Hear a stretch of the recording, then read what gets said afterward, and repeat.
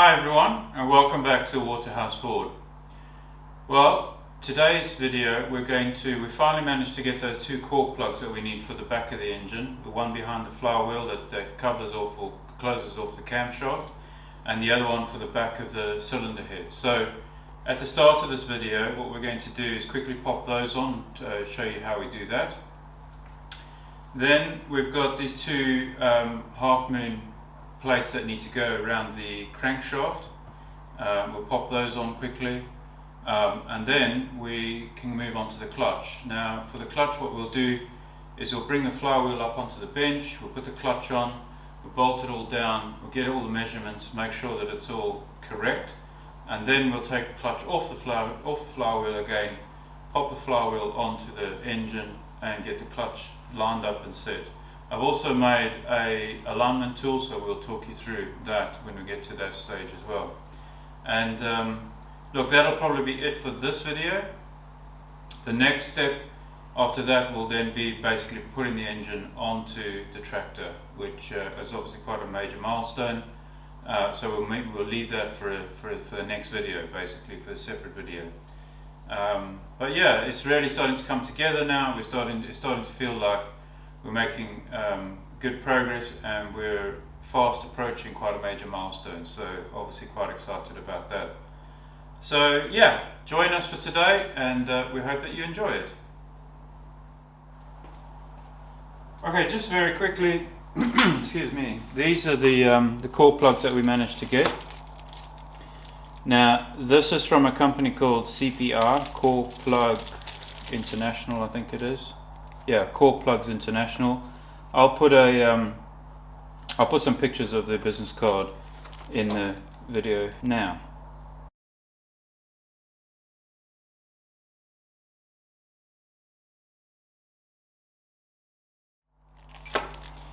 Okay, so as I said, these are, I think I said in the previous video, these are brass core plugs, which are slightly better, well they're certainly better than the mild steel, the passivated mild steel, especially for this one, which is for the cylinder head, which is essentially a water jacket. For this one, for the crankshaft, that's oil, a sealing of oil, so it's less important. But nevertheless, as I was getting this one, I thought I'd get that one in brass as well. You can also use stainless steel, and you do get them in stainless steel, but unfortunately this particular company only had this large one in brass, and so I figured I'd just go with the same for both of them. Otherwise it would have been stainless steel and brass, which obviously, for neatness, I decided to use the same ones. Anyway, so that's that. They also recommend this halo seal for sealing the core plugs. Now, traditionally you don't need any sealant on these core plugs, but just given the age of this tractor, the age of the engine, I figured it was safer than not using it. It probably doesn't need it. I can't see any obvious imperfections in the holes where these are going, but just to be safe, I thought you might as well just put some on. It's very, very similar to the Loctite A2V sealant that we got and that we've used in a few other places. But as this is the one that they recommended, I figured I would just go with the recommendation. So we're going to pop a little bit of that on, and then pop these in and show you how to do it. Okay, so first job, obviously we're at the back of the engine now, so the first job is to have a look and make sure that these are the right size. Not checked that yet, so let's just zoom in a bit. So this is the one for the back of the cylinder head, and that is looks like a good fit. It's going to be nice and tight already, and then obviously when we flatten it out it'll spread and seal nicely, and it looks like a little bit more cleaning required on that hole. And then this is the one, let's just move the camera, okay, and then this is the one at the back of the camshaft. So let's see how that, now that feels a little bit tighter.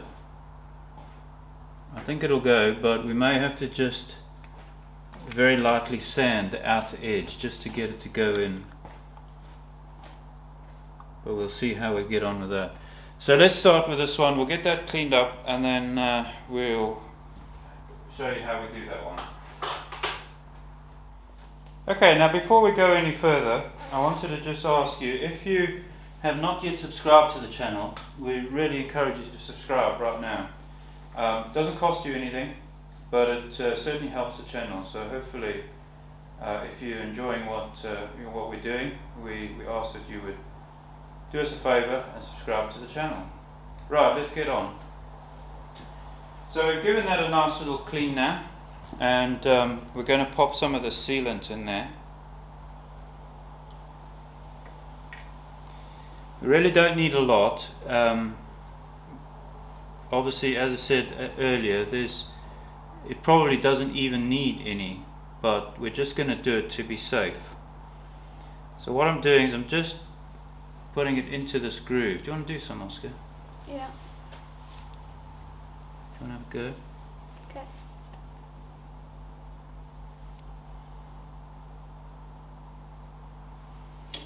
It's almost silicone-like. It is silicone, yeah. Okay. Hopefully it's got some sort of additive which makes it better for this particular application. A little bit at the top, yeah. I did read on the package that this is good for high temperatures as well. I think up to 250 I saw that degrees as well. C.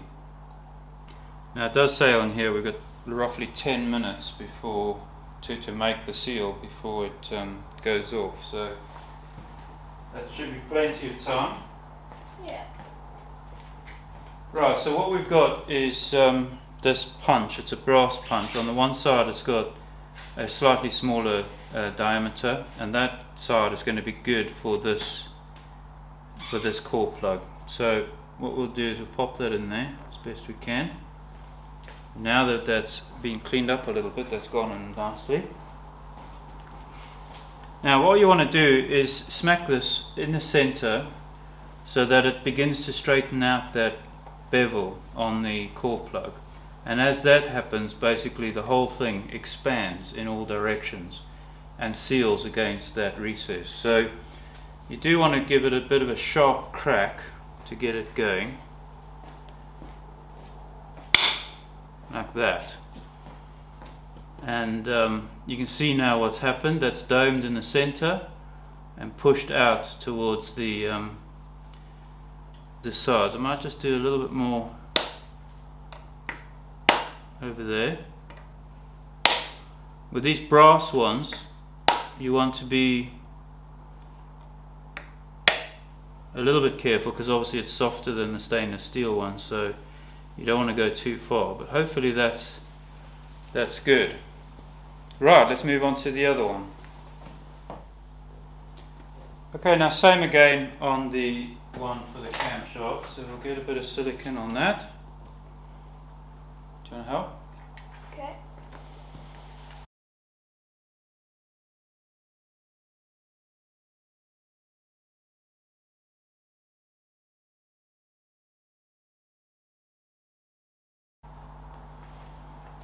There we go, that's all the way around. And again, we see how this fits. I'm going to try it like that. If we struggle to get it into the hole properly, then what we'll do is we'll just lightly, gently sand the outer circumference.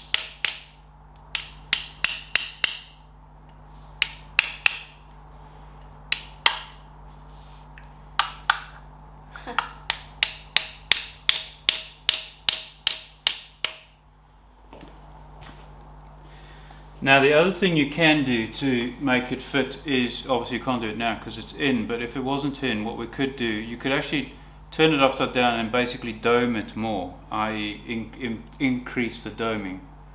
That also obviously makes the outer circumference smaller. But that's going in now.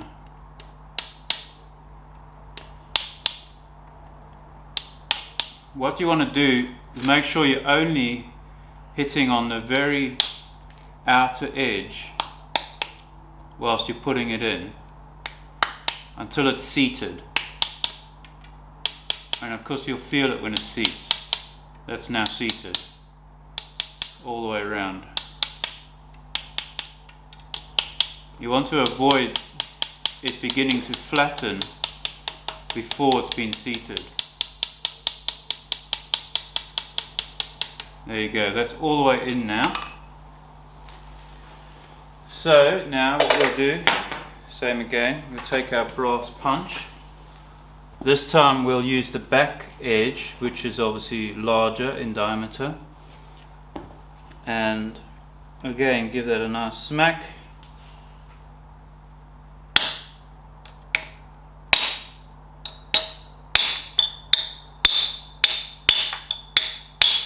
And remember, what you're looking for is a relatively flat profile.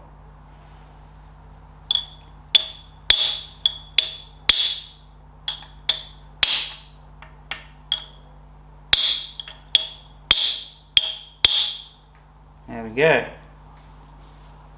And again, hopefully that will now seal up nicely. And obviously the silicone will help if there's any imperfections on the face inside this this hole. Right, very good. Well, look, that's the core plugs in. That means we can finally move ahead and get onto the flywheel. But before we do that, what I want to do is get the flywheel onto the bench and get the clutch out, get the pressure plate out, friction plate, get it all mounted, and then just measure in particular, and I'll show you when we get there, but in particular we need to measure and make sure that all three fingers, activation fingers, are the same height, and we'll show you how to do that. Okay, so we're back at the workbench now, and we've got, as you can see, we've got the flywheel up here. Now I spent a lot of time cleaning this surface. Obviously, first of all, scraping it clean with the scraper, then getting it degreased, and then what I did using duck oil. So I put a duck oil is the same as WD-40, and then with a 320 grit, I think it was, sandpaper on a block, and basically sanded this whole surface in all different directions. So what you can see now is we have there's a couple of little ridges in the wearing surface, but they're not bad, and any sort of hard spots have now been flattened, obviously, by the sanding process. We can see there's a couple of almost chips or indentations over here. Looks like somebody took a hammer to it at some point, which wasn't very clever. Yeah, there's a little bit over there. That doesn't matter, that's not the wearing surface. And then over here we have a very small sort of corrosion pit there. And there's another one over here. But anyway, the point is that this surface is now as clean as it's going to get without resurfacing the entire thing, which I don't think is necessary. This is good for the clutch, as in good enough for the clutch friction plate to run on. These surfaces don't need to be 100% perfect.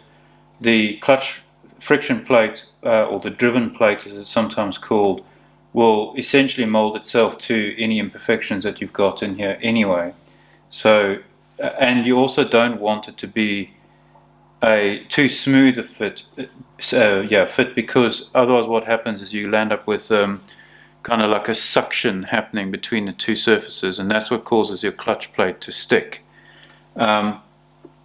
So you do want a little bit of, I want to say, roughness, but well, it mustn't be rough, but you don't want it to be like glass smooth.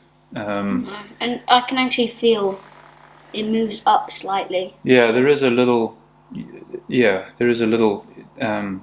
difference there, small difference. Yeah. Now, I'll put that to one side for now. So I also just want to quickly talk about the friction plate, the driven plate. We briefly looked at this when I unpacked the clutch. But one thing I wanted to show you, actually let me get the old driven plate first. Okay, so here's the old driven plate. Now you can see it is quite different. If I hold the two of them together, you can see this is the old one, this is the new one. They are quite different. straight away I noticed that has like kind of rivet things on the edge. That doesn't. Yeah. And then this has 2 faces, and No, that has 2 as well. Okay, well that has like 3 intersection things, I think. Yeah. So let's talk about this. So this is definitely the old style of clutch, and very similar to probably how the original clutch was. So just put that down for a second so we can focus on one thing. Okay. So what you've got here obviously is the center plate, which is obviously driven by the splines. And then I don't know how many there are, but say 1, 2, 3, 4, 5, 6, 7, 8, 9 sort of fingers going out. So they're riveted to the center plate and then riveted to the wearing surface. And then, Oscar, as you said, in between there's not a lot in there except where those fingers come out, right? Yeah. So but then what they've done, you see they've put another 2 rivets in here to connect these 2 wearing surfaces together. Yeah. Okay. Now, what can sometimes happen, you can see here we've got a little bit of like corrosion happening on there and there, and so it goes on. So the point is that this is a weak point, right? This section here through here, and these can break. Well, they give you the kind of flex, right? So they make the clutch not so hard. Immediate. Yeah, so jerky, right? Yeah. But so to compare what they've done, what Anglo have done, they've given us a single plate that runs all the way through, and it actually comes all the way out to just before the edge of the wearing shoes, right? Yeah. However, if you look closely, you'll see there's a slot there, and then there's another one there. So that's 2, 3, and I think it's 3. So 1, 2, 3, 4. No, 4. Okay. Oh yeah. So you can see here. You see these holes here. So basically, this plate is actually split as it goes up here, right? So you've got this can flex independently of that, independently of that, independently of that. Yeah. Okay. And that actually gives you enough flexibility, but obviously a lot more strength. Yeah. And it's evidenced even by the fact that this has only got like 1, 2, 3, 4, 5, 6, 7, 8 rivets in it. Yeah. Whereas that has plenty. Yeah, that's got 18 rivets connected to them. Yeah. And 18 holding them together. Exactly, yeah, that's good maths, man. Anyway, good deduction skills. Anyway, but the other fundamental difference between these two, if you look at the wearing surfaces, so this one you'll notice is very smooth, right? It doesn't have any, let's say, imperfections in it. Yeah. Contrast that with this one that has these grooves cut in it. And again, that is to prevent the clutch plate or the friction plate from sticking to the flywheel, right? Okay. Because when you push 2 very smooth surfaces together, especially if you've got a little bit of liquid in between, they stick. Kind of slowly moved, yeah. Yeah, it's like those sucker cups that we use and then on various things. Try and lift them up and, yeah. Exactly. And that's made even worse by the fact that these rivets are solid, right? There's no hole in the center. Look at these rivets. Yeah. And they've got holes in the center. So to let air out. The opportunity for this to suction onto the flywheel is drastically reduced. Yeah. Okay. So, and that's again why I say this surface doesn't need to be perfect anyway, because we don't want that suction happening in any way, in any part of the friction plate. No. Okay? Yeah. Alright, now the other thing to note, obviously we need to still put the pilot bearing in here. So we've got the pilot bearing, we'll pop that in a minute. But the other thing to note, if you look at this plate, the friction plate, you've got a large boss on one side and a short boss on the other side. Okay? Yeah. The short boss goes to the flywheel.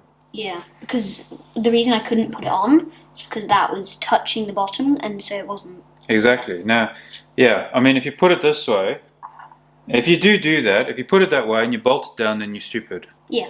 Okay, because that clearly doesn't fit. Yeah, and your clutch will be. And it's not going to thing. And people have broken clutches doing that. So, yeah, that goes that way. Yeah. Now, once we've got the pilot bearing in there, I mentioned in the intro that we've actually got a clutch alignment tool, right? So I've turned this on the lathe, and basically that goes down. It fits nicely on that plate, and it obviously is designed to fit into the pilot bearing as well. So what that will do is it will make sure that this plate is in the middle of this flywheel, right? Which, obviously, when we've got the bearing in, it will work. Yeah, exactly. Better. So that's the alignment tool, and that's what I was trying to say in one of my previous videos about getting these diameters straight or getting them right. So you can see this diameter is a little bit bigger. I've made it a little bit smaller here, obviously to get, well, that I'm hoping that this tool can be reused for other clutches as we might work on other tractors. So that's why I've also left a lot of meat on here, so that we can hopefully turn some different diameters on this thing and use it and reuse it. But basically okay, so that's that. What else can I tell you? The only other thing I wanted to mention about this old clutch, look at that, you can still see some branding from the original manufacturer, right? So these things don't wear a huge amount, right? They don't wear out much, especially on this surface, this is the surface that goes to the pressure plate. This is the surface that goes to the flywheel, and this is the one you can see from how that's worn. This is the one that tends to wear out, okay? So that's basically up against the pressure plate on that side. You don't tend to get a lot of movement on this side. Most of the movement comes on this side. Yeah. Okay? That's the only other thing I wanted to say. Right. So let's now... And, sorry, I guess another good thing with having those, like the flexibility, is in case because obviously there's going to be some friction, so heat, and so you can see it will probably it needs to be able to flex a little bit to, to take up the heat. Yeah, probably not so much, because I mean maybe a little bit, but bear in mind this is a big chunk of steel, right? And it's going to take all the heat out pretty quickly. Yeah. But anyway, these things are designed to work at high temperatures as well. Okay. Oh, there's one other thing I wanted to mention. Have a look at this material. So the material that they used here on this original one, it's almost like a Bakelite type material. Anyway, and whereas this one, the new one, you can see it's got like a woven material in it. Yeah. Hopefully, I'm sure the camera's picking that up. And again, that woven material also prevents that sort of suction action from happening, because it's in effect it's an imperfect surface. It's not completely smooth. Exactly. Yeah. Okay. Right. So let's move on now. Now, what we're going to do now is we're going to mount the clutch onto the flywheel. In other words, we're going to have the friction plate in there. We're going to bring the pressure plate over. We're going to bolt it down, and then we're going to measure from the fingers, the activation fingers, down to this boss, okay, to this surface here. Yeah. And what we want to make sure of is that all the fingers are exactly the same height from this boss. Yeah. Okay. We don't know, or Ferguson, looking in the manual, they don't tell you what that height needs to be. They just say that the difference between the fingers needs to be, I think it was less than 1 thou. Okay. So basically, we're looking for them to be exactly the same, pretty much. So 1 thou is next to nothing, right? Yeah. So yeah, so that's what we're going to do. We're going to zoom in a little bit, and we'll get on with that. Yeah, if there's anything else to note, I'll let you know as we're working. Okay, so bring the pressure plate back. Oh, there's our pilot bearing. Mustn't forget to put that in. Oh.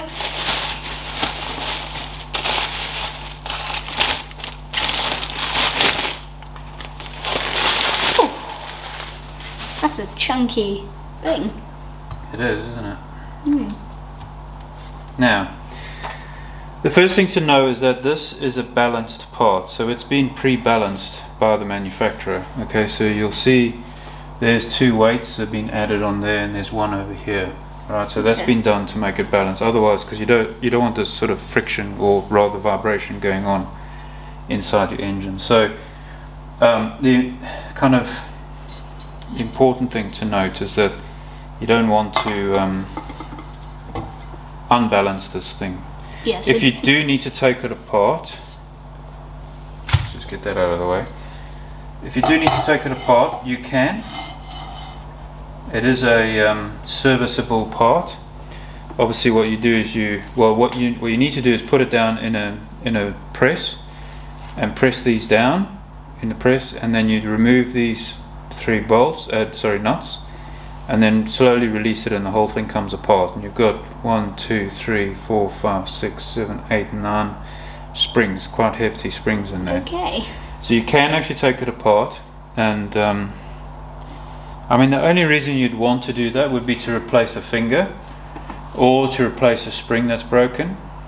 Yeah. And in theory, you could actually replace the pressure plate as well itself. But to be honest with you, if you've got a faulty pressure plate, it's cracked or whatever, it's probably better just to buy. In fact, it will be cheaper to buy a whole new assembly, Okay. right? And then you know that it's all been balanced, and you know.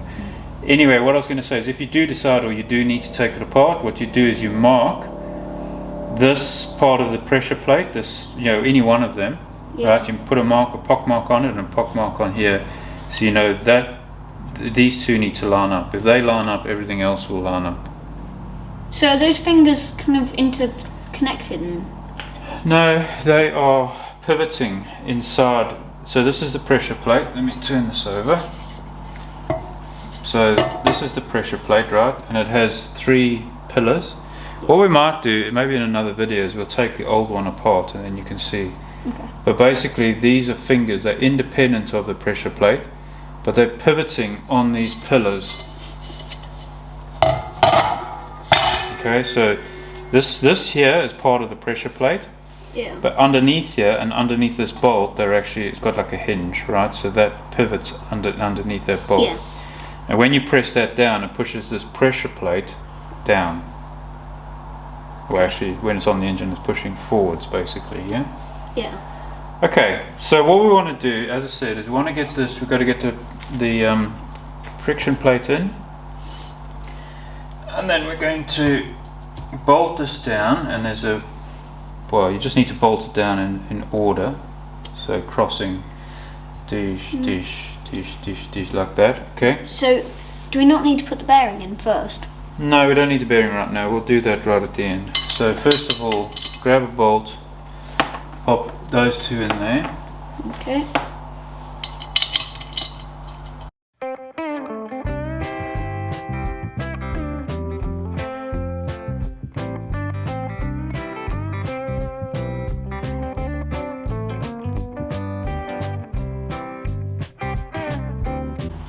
Okay.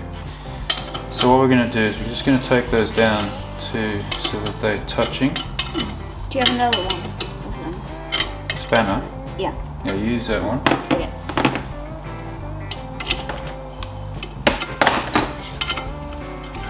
So just so it's touching the metal, yeah? Yeah.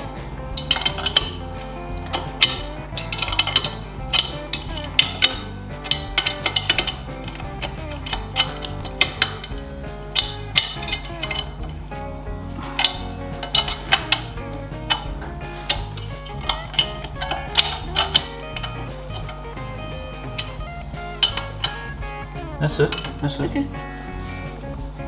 Yeah. Okay, so they're all basically down, and what we've done is we've slightly compressed the spring washers underneath there. That's kind of the level we want to get to. Right.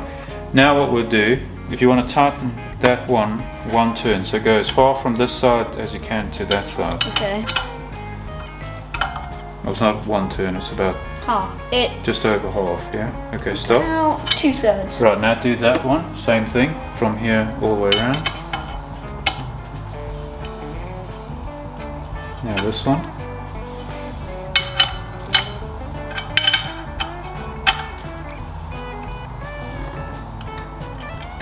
this one. So do you have to do it in this order, or can you do it in another? You just want to do it as evenly as possible. So now that one. Yeah. Don't think I've done that one? No, you did this one. Okay, now this one. Did I not do that one? Maybe do that one.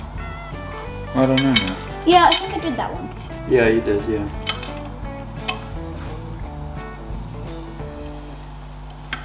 Okay. And just go again. So that one now. Let's see if we can remember the order now. Well, we've recorded it, so hopefully.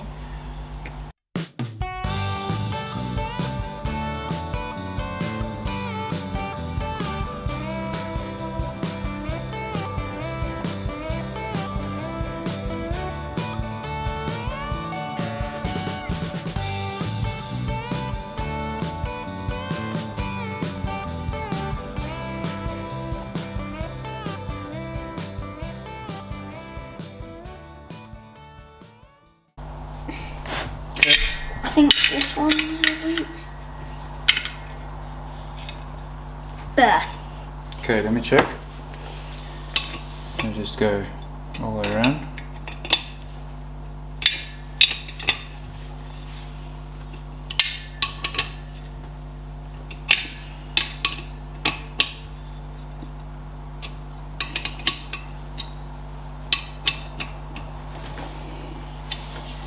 There we go.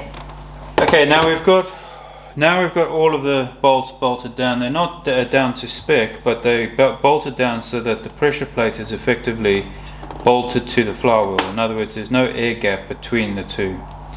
Now, what you can see is that these fingers have actually dropped. So now the pressure plate is now under pressure, and those have dropped down. Okay. Yeah. So the next job now is to. Sadly, this wasn't in the middle. We won't be able to move it now, but now we need to measure from the bridge of this pin, of this finger, down to that boss that we showed you before. So we're just going to get set up for that, and then we'll come back. Okay, we've got you pretty much overhead now. Now what we're going to do, because obviously it's easier to see in the cameras, we're going to show you measuring this one, and then we'll measure the others. You won't be able to see quite as much on those two, but you'll be able to see us doing it, and we'll be able to see what our measurement is. I've got this depth gauge, which I'm going to be using, and basically you can see that has a flat edge here, and then you've got your ruler here, and that slides up and down, or at least it should. Okay, a little bit of remedial work required on the depth gauge, but you can now see that ruler slides in and out. We've obviously got a lock nut at the back.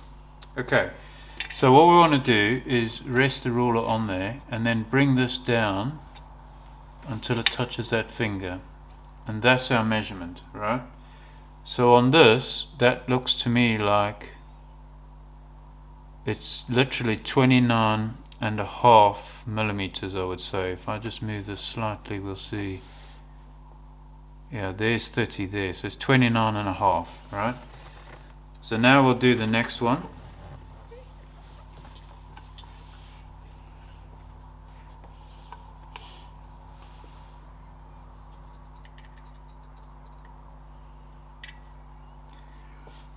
And that's 29.2. Let's do this one. I've got rivets in the way on this one, but we'll try and get. Okay. Yeah, that's 29.5. So this one may be ever so slightly lower than the other two. Let's just double check it again, make sure we're on the boss properly. Down to the finger. No, that's 29.5. I must have had it skewed previously. Let's try again. Just to double check, we'll do it this side this time, as that's where we were last time.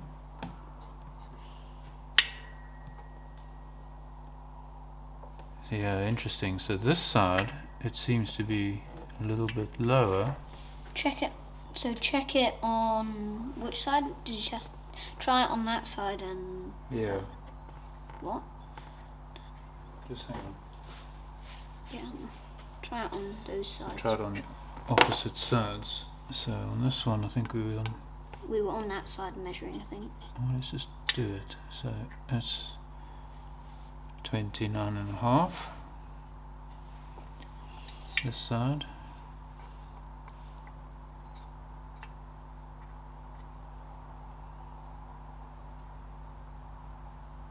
$29. That's interesting. So these fingers are a little bit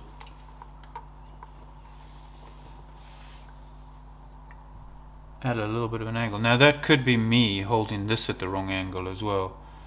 The point is that they are all pretty much at 30. Yeah. Oh, sorry, 29.5. Yeah, see. I think I moved that one. There we go. Basically, we've got a range of 0.5 millimeters. So. Yeah, which is a little bit too much. But I'm wondering whether I'm holding this thing 100% level each time. Trying to think of any other way we could measure this. So I want to try something different now. What I'm going to do now is I'm going to hold this level on the finger and push the ruler down.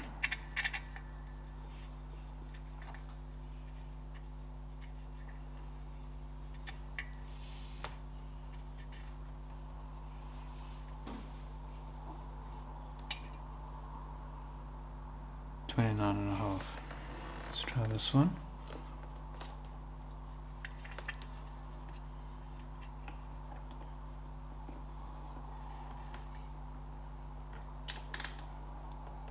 $29.5.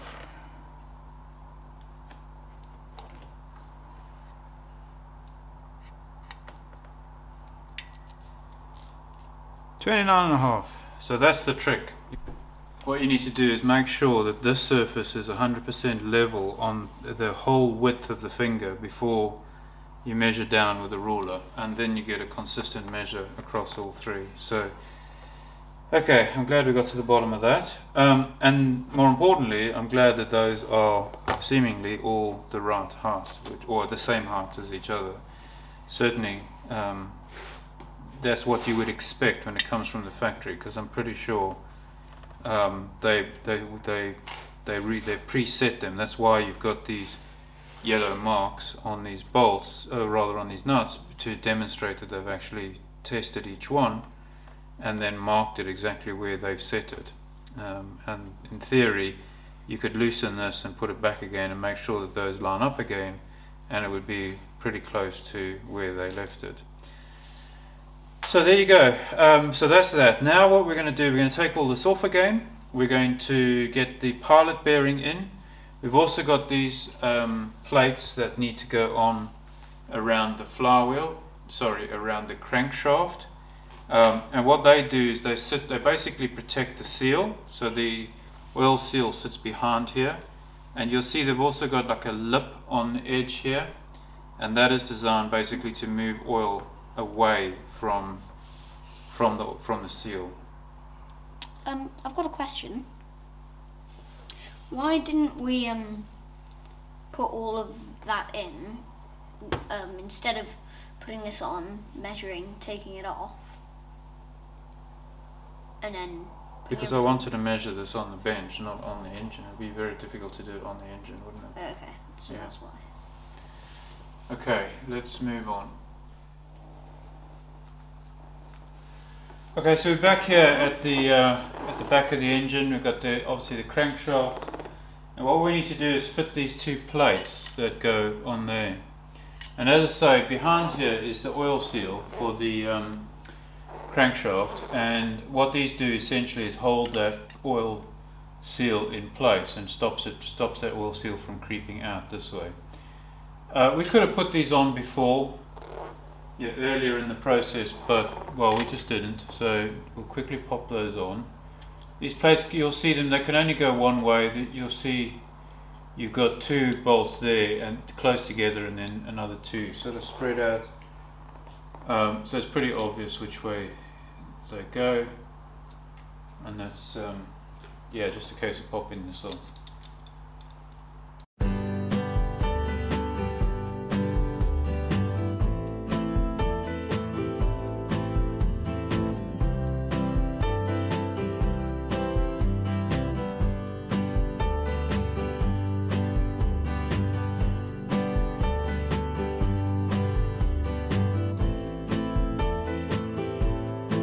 Okay, so now we've got these back plates on, and those bolts are tight, holding the seal in. So now we can move basically to putting the flywheel back on. Now there's a couple of things we need to be conscious of here. It's not vitally important, or certainly not vitally important on this tractor, because although the flywheel does have some timing marks on it, they're not as clear as I've seen on some other Fergusons. What we have, and I'll show you in a minute, is we've got the flywheel can go in one of four places, i.e. its orientation is, well, yeah, there's one of four ways it can go on. But one of those has, shall we say, the most prominent mark, and so I'm aiming to get that most prominent mark as close to the starter hole as I can get, because that's where you can do your timing for your engine, as in set your timing, see your timing. So here we have a hole, and that lines up with basically four corresponding holes in the flywheel, as I said. And the idea is that when you match it to the correct one of the four, that your engine should be firing on number one, i.e. your TDC. Well, this signifies TDC, top dead center, on number one, and you should be firing roughly 6 degrees before that, if I'm not mistaken. So what we want to do is try and line this up. Now on the flange you've got 4 bolt holes and you've got 2 alignment pin holes, but there's only one pin, and on the back of the, and you can see these are 180 degrees opposed, right? On the back of the flywheel you've also got 2 holes for the pin, but they're actually 90 degrees opposed, and that's what gives you your 4 options. So you can be in this hole and in, let's say, hole number 1 on your flywheel, or on this hole and hole number 1 on your flywheel, or you can be in this hole and hole number 2, or that hole and hole number 2. That's your 4 options, and that gives you your 90 degree options. Excuse me. The flywheel has no real bearing on your timing. Your timing is obviously established by the timing chain in the front of the engine. And obviously when we put the timing chain on, we stepped through all of that. But nevertheless, what I've done to make sure is I've basically reset the engine at top dead center on number 1. To do that, I temporarily inserted the distributor, because you know that you're on number 1 when the rotor is pointing at cylinder number 1 on this engine. So I temporarily put the distributor in, and the rotor is currently pointing at number 1, and I'm on top dead center as well because the valves on number 4 are rocking, so I know I'm at top dead center on number 1. So now what I need to do is bring the flywheel in and try and align this pin, which is currently in the back of the flywheel, so that the most prominent mark is as close to the starter hole as possible. So that's what we're going to do. The flywheel is extremely heavy, and I may need to stand in front of the camera in order to get it on initially. So excuse that, but obviously as soon as it's on and it's stable, I'll move out of the way and I'll talk you through kind of where we are. So first thing to do is to make sure that you've got a bolt handy, because obviously as soon as you get the flywheel lined up, you need to get a bolt in to hold it in place until you can get the others in, of course, but just to hold it in place so that it doesn't fall and damage something. I have my safety boots on, so hopefully if it does happen to fall and happens to fall on my feet, they will be protected. But anyway, here we go. So I'm going to bring the flywheel in. Now, I don't know if you can see this. I'm going to try and get it into the frame. There you go. So you can see the pin sitting in there. You can also see I've put the pilot bearing in. I didn't film that. You all know how to put a simple bearing in. You've seen us do it a couple of times, so I didn't film that too much. The other thing is, oh man, this thing's heavy. Up here, hopefully you can see, I've also put a white mark where that most prominent mark is, sadly on the other side of the flywheel. So yeah, let's see how we go. Okay, so the way I've got it set at the moment, let me come around this side, and that's going to go like that.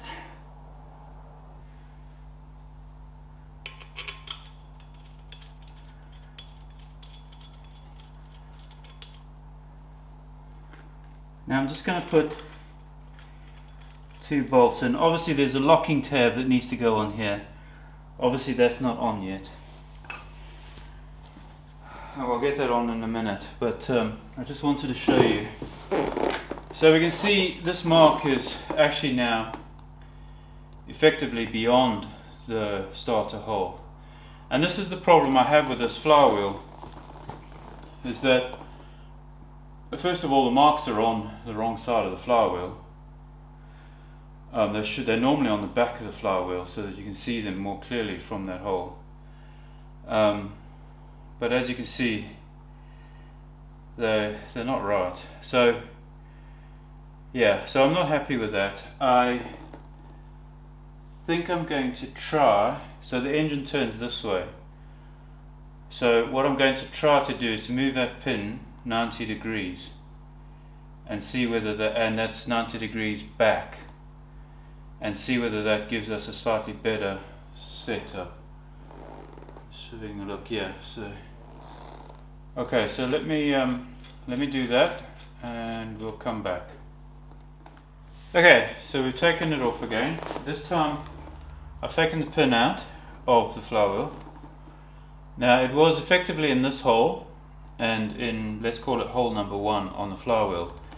If I move it to hole number 2 on the flywheel but keep it in this hole on the crankshaft, then that white line is going to be down here. So what I need to do is basically flip it 180 degrees.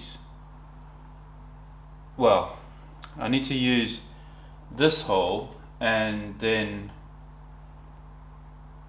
we'll see, whichever hole on the flywheel. So pop that in there,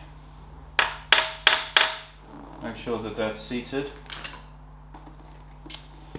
and now hopefully I can get that primary mark to up here by shifting it essentially 90 degrees. Let's see.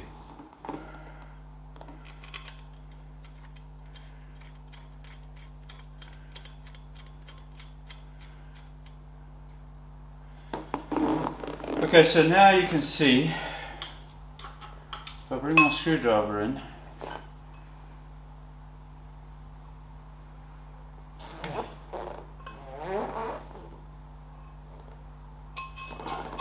there. I mean, effectively that mark is now straight up,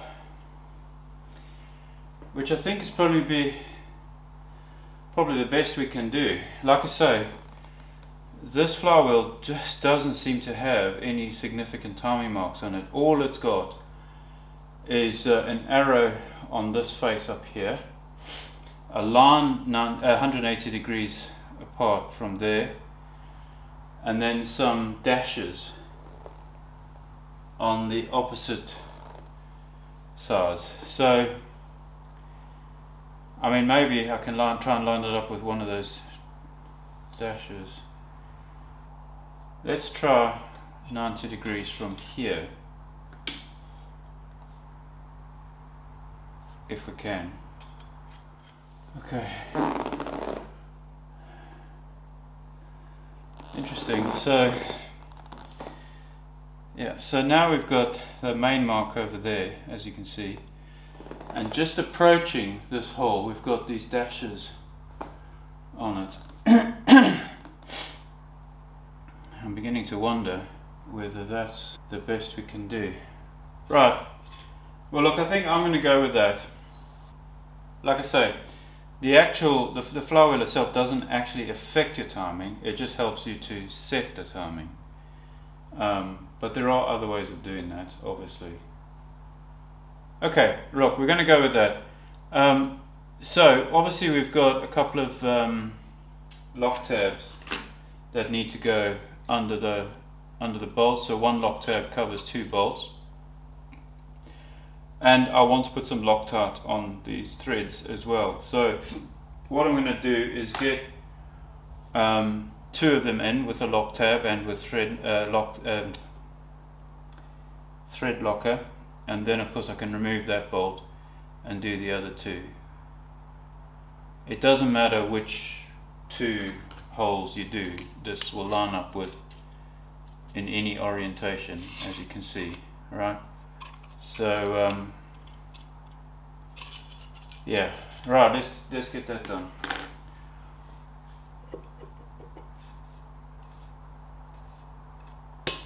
I think we're going with that.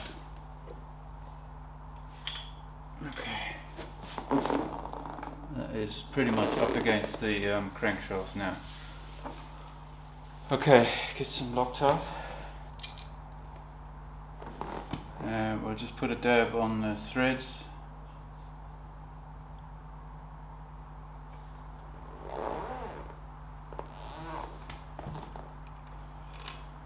Excuse the squeaking, it's the chair that the stool thing that I'm sitting on. It's plastic and it squeaks every time I move.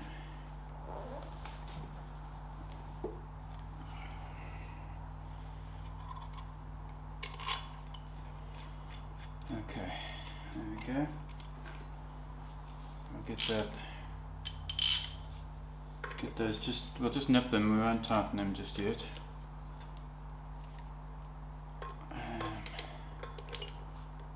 Put my screwdriver in so that it doesn't turn.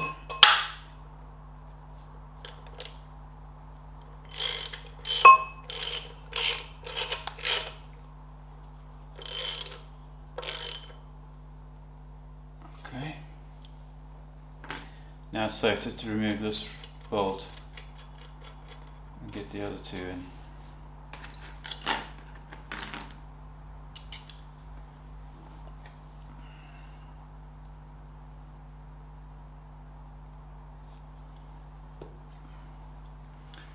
I did run a tap into these holes before we started, and also ran a tap down these bolts, so that for 2 reasons. One, obviously so they're easy to install, but the second reason as well is because these do need to be torqued, and whenever you're torquing bolts, especially if you're reusing old bolts, always clean the threads, both in the hole and on the bolt. And the reason for that is if there's any imperfections in the thread and you torque it, you may be torquing that imperfection, which could then later move, and basically you lose your torque. So it's always a good idea to make sure that your threads are clean when you need, especially when you need to torque. Obviously you should do it pretty much all the time, but it's especially important when you're torquing. Okay, so we'll get the torque wrench and we'll torque these down. So they are, the manual says between 42 and 46 foot-pounds. I'm probably going to go for around 44, 45, but it also depends what markings I've got on the torque wrench. Let's have a look. Right, so we want to do this in a cross pattern. I've currently got it set at just before 44, just to get started. That one's already there.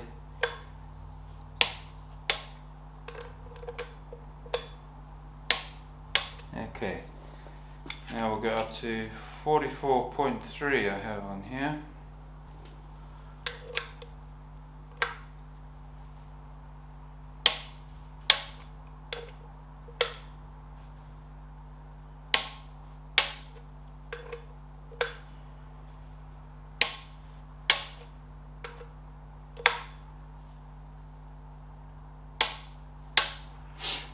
Well, that doesn't feel particularly tight to me, but that's what the book says. And of course we've got the Loctite and we've got a lock tab, so it should be absolutely fine. So now we will quickly lock the lock tab, or lock tabs rather.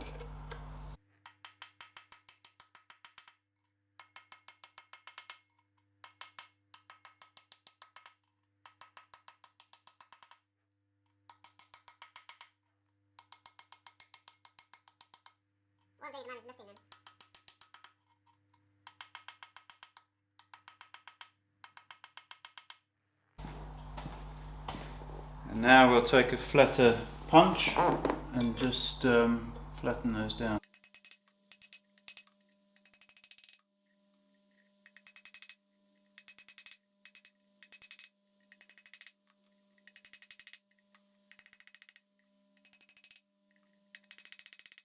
And there we go, that's a job done. Okay, next job is to put the clutch on. Now, what we're going to do is, first of all, using our alignment tool, so we're going to put now remember, the longer side of the boss goes towards the pressure plate or towards the gearbox, and that will now sit inside the bearing, and that now is centered. Obviously it's a little bit floppy at the moment, but the pressure plate will bring that up and keep that in place. So let's get the pressure plate on.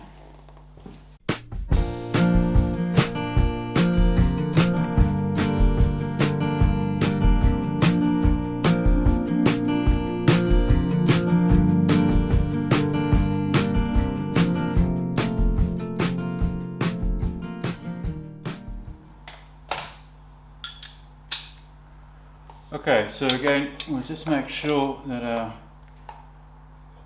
friction plate is straight,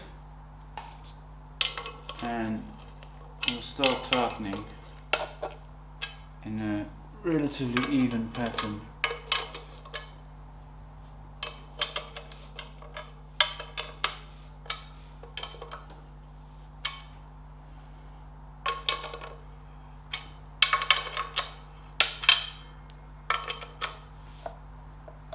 That's not going to go anywhere now.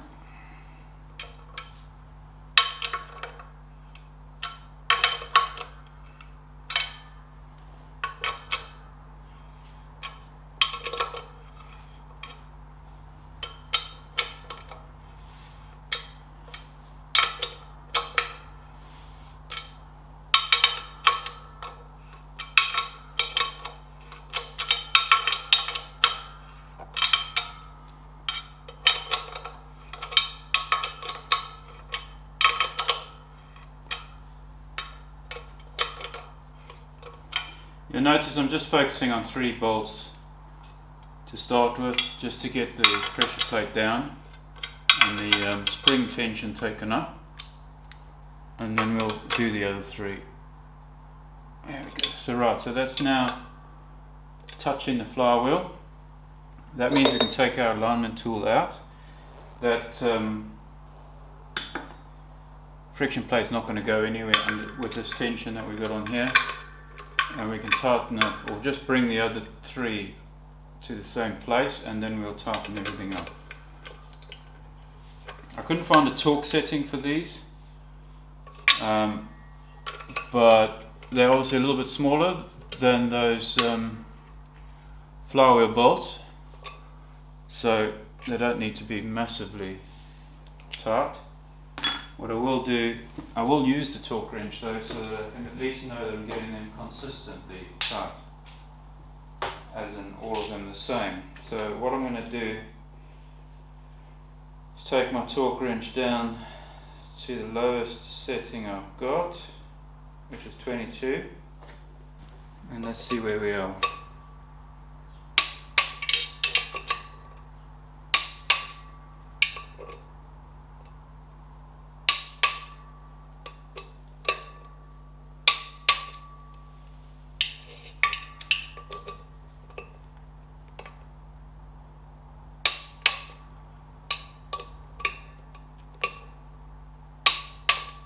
Okay, then we'll take it up a little bit.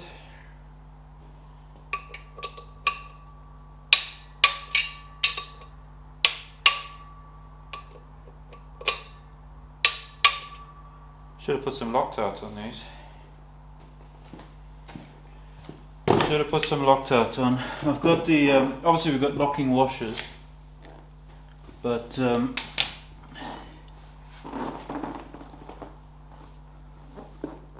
I'd rather have some Loctite on them anyway, because you definitely don't want these flying out. So what I'll do is I'll take one out at a time, put Loctite on and put it back. Okay, I've gone around all of them and just put the Loctite on, so we'll torque them again now quickly. Okay, so there we go. So we've got Loctite on those, we've got spring washers on them, so they're unlikely to come flying off. Well, there we go. That, I think, is the job done. One thing we should check is that our alignment tool will still go in easily, because that's what we're expecting when we come to marrying it with a tractor. We want our input shaft, gearbox input shaft, to slide straight in just like that, and this is effectively the same profile as that. One thing is worth mentioning: when you're working on the clutch, don't use any oil or grease or anything like that. You don't. I mean, you guys know I love using grease on pretty much everything, but this is one area. This and brakes, you just don't use anything. With brakes, there are some components where you might use a small amount of, for example, copper grease. But on clutches, you just want it. You want it to be dry. It has to be dry. It operates, and it's designed to operate dry. And even that pilot bearing, it's a sealed bearing. It's a self-greasing bearing, because you don't want any lubrication anywhere around this area of the engine. So just worth kind of noting that. Alright, look, I'm going to leave it there for today. I think that's good progress. We've got the core plugs in, we've got that shield on the back, we've got the flywheel on. The flywheel landed up being a little bit more challenging than I was hoping. But at the end of the day, when you've got next to no timing marks on the flywheel, it almost doesn't matter. And really, I was maybe just trying to be a little bit more pedantic than I should be, or should have been. But anyway, it's as good as I can get it. I've got these dashes on the top here. I'm guessing they mean,